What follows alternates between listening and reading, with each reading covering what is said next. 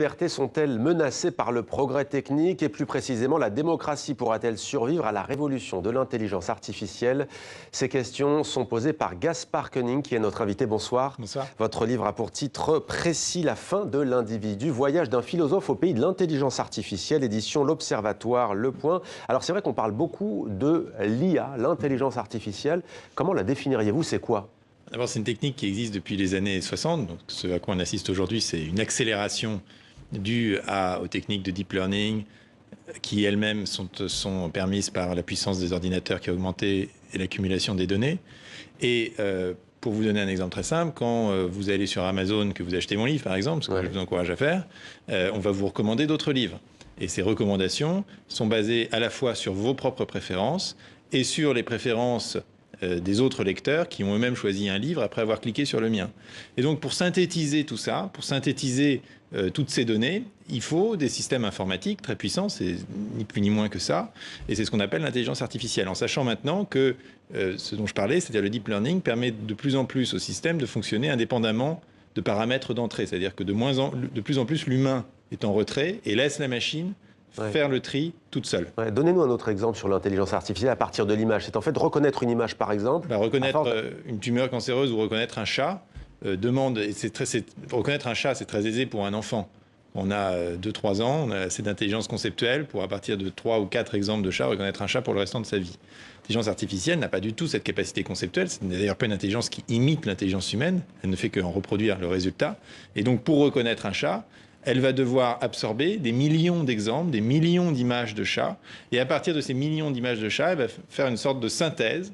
Parce que c'est très compliqué de définir un chat. Est-ce que c'est 4 pattes? Est-ce que ça a une queue? Ben non, il y a des chats sans queue. Il y a des chats qui sont amputés d'une patte. Et donc, pour un ordinateur, c'est très compliqué. Et donc, il lui faut énormément d'exemples. Et une fois et ces exemples sont d'ailleurs travaillés par l'homme. Donc, quand on dit intelligence artificielle, c'est aussi des intelligences qui prennent en compte le travail humain. Parce qu'il a fallu des millions de personnes qui labellisent, comme on dit, des images de chats en disant ceci est un chat, ceci est un chat, ceci est un chat. Donc, au fond, c'est jamais qu'une automatisation d'une immense somme de travail humain. Alors, il y a plusieurs fantasmes que vous allez, on peut dire, vous balayez d'un revers de la main. Par exemple, l'intelligence artificielle tend à égaler le cerveau humain, vous venez de l'évoquer. Non, une super intelligence artificielle ne prendra pas un jour le pouvoir. Qu'y a-t-il alors à redouter, Gaspard Koenig? En fait, d'abord, j'étais au début assez, au fond, séduit par ces thèses sensationnalistes, parce que c'est vrai que tout d'un coup, ça fait réfléchir, on entre dans un monde nouveau.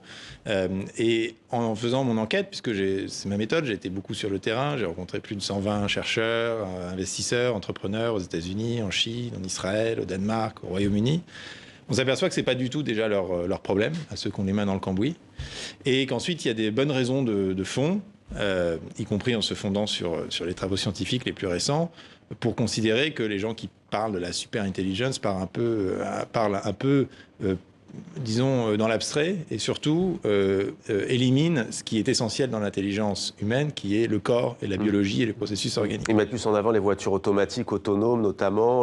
Oui, là on parle... Oui. Et donc, en tout cas, pour moi, le vrai problème n'est pas tellement la fin du travail, l'extermination de l'humanité et tout ça, c'est la manière dont, au quotidien déjà aujourd'hui, en fournissant énormément de data et en réagissant aux notifications et aux recommandations qui nous viennent en retour, nous déléguons peu à peu notre capacité de choix à la machine. Et nous disons, puisque finalement, tu en sais plus sur moi-même que moi-même, que tu as davantage d'informations sur le monde qui m'entoure que moi-même, alors je vais te laisser choisir mon chemin sur Google Maps, ma réponse peut-être au texto qui vous propose des réponses préécrites, voire sur Gmail, mais peut-être aussi demain, le choix de mon métier, le choix de la maternelle de l'enfant, c'est le cas au Japon, on filme les enfants dans les salles de classe pour voir quelle maternelle les affecter en fonction de leur réaction, de leur comportement. En clair, vous nous dites qu'il y a une anticipation. Voilà. Et les amours.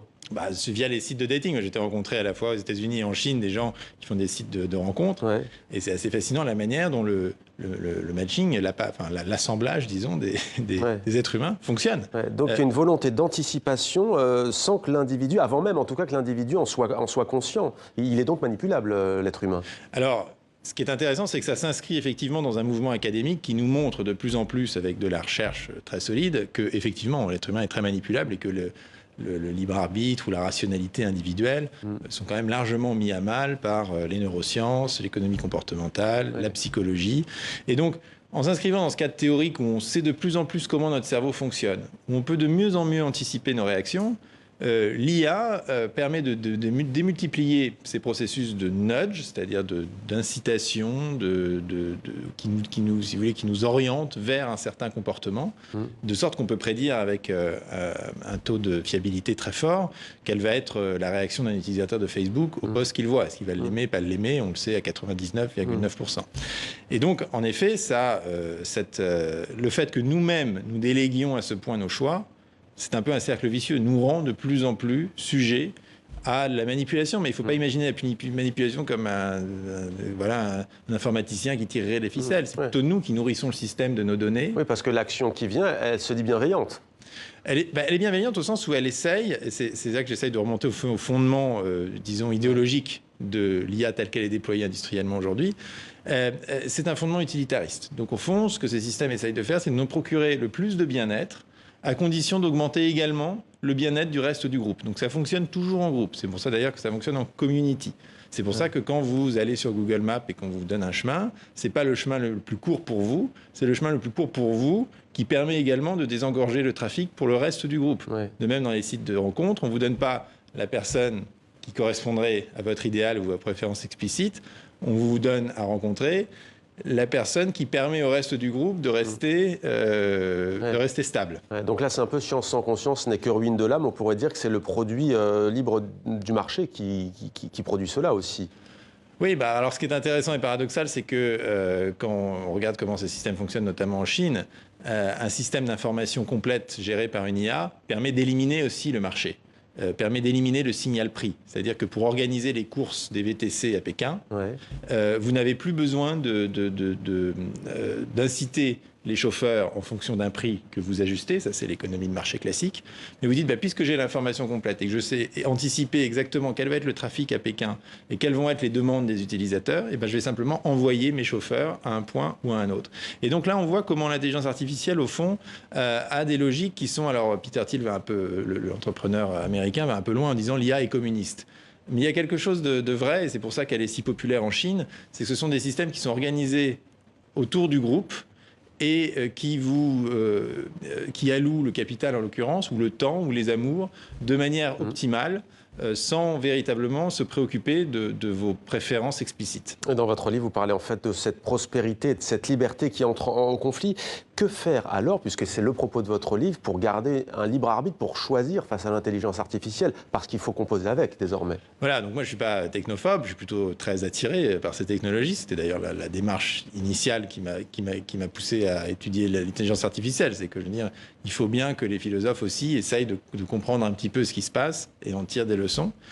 Et donc je pense qu'une solution intéressante pour rétablir un contrôle sur nos données, et donc sur le nudge que nous créons avec les machines, c'est de considérer que les données doivent être notre propriété. Il faut poser une propriété privée sur les données personnelles, de même qu'il y a une propriété privée sur la Terre, et qu'à chaque révolution technologique, on a étendu la notion de propriété privée. C'est étendu au droit d'auteur, après l'invention de l'imprimerie, c'est étendu au brevet, après la révolution industrielle, et la révolution numérique, il faut l'étendre assez logiquement aux données personnelles, en disant nous en sommes propriétaires, et nous pouvons choisir en fonction des paramètres que nous avons décidés, dans quel système nous souhaitons être pris, et quelles sont les conditions que nous mettons, quels sont les paramètres que nous avons inscrits, y compris si nous faisons des erreurs ou si ces choix sont sous-optimaux. C'est ce que j'allais vous dire, on en vient là. Ça veut dire quoi des choix sous-optimaux pour la société? Faire un choix, même s'il est sous-optimal pour la société dans laquelle on vit. Je vais vous donner un exemple très simple. Quand il y aura, imaginons qu'on s'oriente vers la Smart City avec que des voitures autonomes. La question va se poser, est-ce qu'on autorise les gens à conduire déconnectés et à continuer à conduire une voiture? Ou est-ce qu'on dit, non, c'est trop dangereux, puisque le système est organisé autour de la voiture autonome, et donc on va obliger les gens à se connecter. Ça, c'est un choix politique très clair.